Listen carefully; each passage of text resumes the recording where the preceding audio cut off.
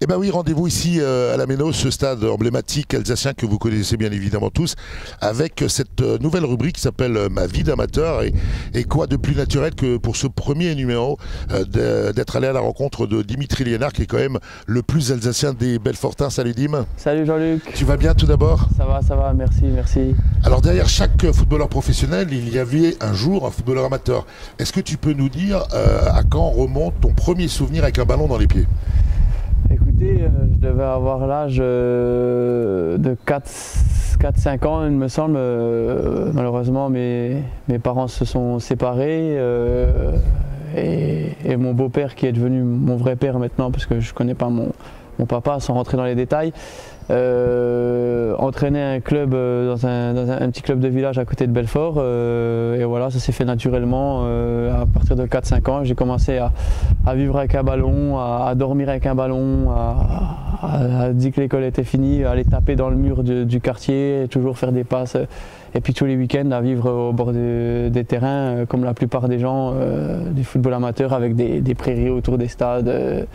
Et voilà, c'est fait comme ça, j'ai grandi donc dans le club de village où mon père entraînait. Tous les week-ends, lui il entraînait, et puis à taper dans les ballons à côté. Et puis les mardis soirs, les jeudis soirs, à aller aux entraînements avec mon père donc dans le club de Sermamani, à partir après de 9-10 ans, à m'entraîner avec les seniors, à toucher le ballon de temps en temps.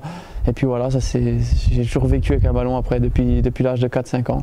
Et le souvenir de ton premier match officiel en compétition, est-ce que tu en gardes un? Non, je me rappellerai plutôt d'un souvenir où, d'ailleurs, j'ai une cassette, c'est une cassette à l'époque. Aujourd'hui, on sait plus ce que c'est. Hein. Où on faisait un tournoi en salle, je devais avoir 7 ans, je pense. Et il fallait finir premier ou deuxième pour après jouer le régional, mais au début c'était départemental.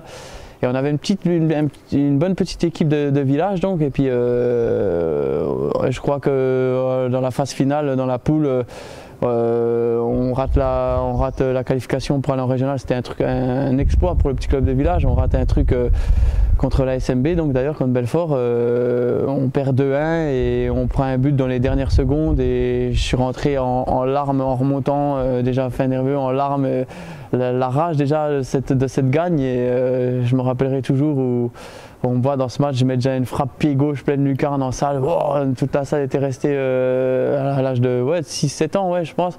Et j'en garde un souvenir où j'ai cette cassette, et voilà, je garde ça. Après, j'ai plein de petits souvenirs avec. J'ai joué dans des terrains, c'était des prairies, je veux dire, j'ai pas eu, on le sait très bien, cette ascension, la chance d'être dans un centre de formation, mais ouais, tout jeune, je garde vraiment ce souvenir-là. Alors aujourd'hui, on sait tous que tu as légèrement dépassé la trentaine, que tu as encore quelques belles années devant toi, mais est-ce qu'un jour, tu t'imagines, une fois que tu auras raccroché les crampons du monde professionnel, retourner jouer avec une équipe de vétérans dans un premier temps, de super vétérans dans un second temps? Écoutez, je sais pas trop quand ma fameuse histoire ou ma belle histoire va s'arrêter, ou même avec le président, il est hors de question de parler d'une reconversion ou de quoi que ce soit, parce que je me sens très très bien dans mon corps. On le sait que je suis arrivé tard dans ce monde professionnel, donc je ne suis pas usé mentalement et encore moins physiquement. Donc écoutez, si l'année prochaine j'étais au bout du rouleau et puis qu'à 33 ans, bien sûr j'aurai encore soif de jouer au football, donc je ferai le bonheur d'un autre club, peut-être de Ligue 2 ou National, ou je sais pas. Mais là pour l'instant vraiment moi mon objectif c'est de jouer au foot. Je prends des exemples comme Hilton, comme Morel, des mecs qui ont 36, 37, 38 voire 42 ans. 42 Hilton, ouais. C'est exceptionnel, mais j'ai encore beaucoup à apporter.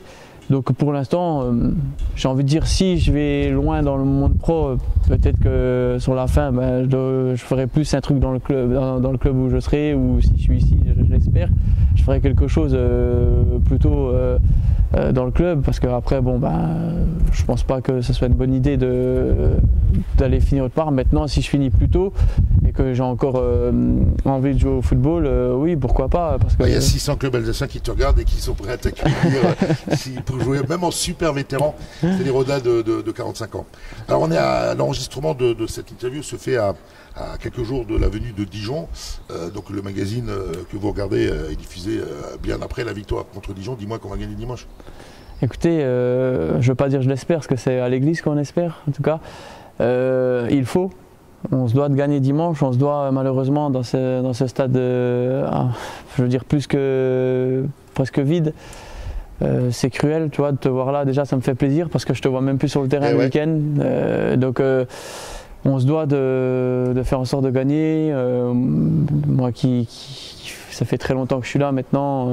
Je dois essayer de faire en sorte de remobiliser les troupes. Et en tout cas, j'espère être sur le terrain dimanche et faire en sorte de ramener une fraîcheur ou une grinta.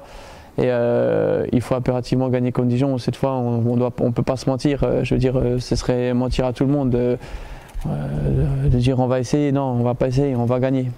Eh ben écoute, c'est tout bas qu'on nous souhaite à tous. En tout cas, je suis ravi que tu aies inauguré cette nouvelle rubrique, ma vie d'amateur. Ça m'a fait plaisir aussi d'inaugurer avec toi, Jean-Luc. Tu sais très bien tout l'amitié qu'on a et voilà. Allez Racing. Derrière chaque professionnel se cache un amateur. Rendez-vous le mois prochain avec un autre sujet. On va vous surprendre le mois prochain.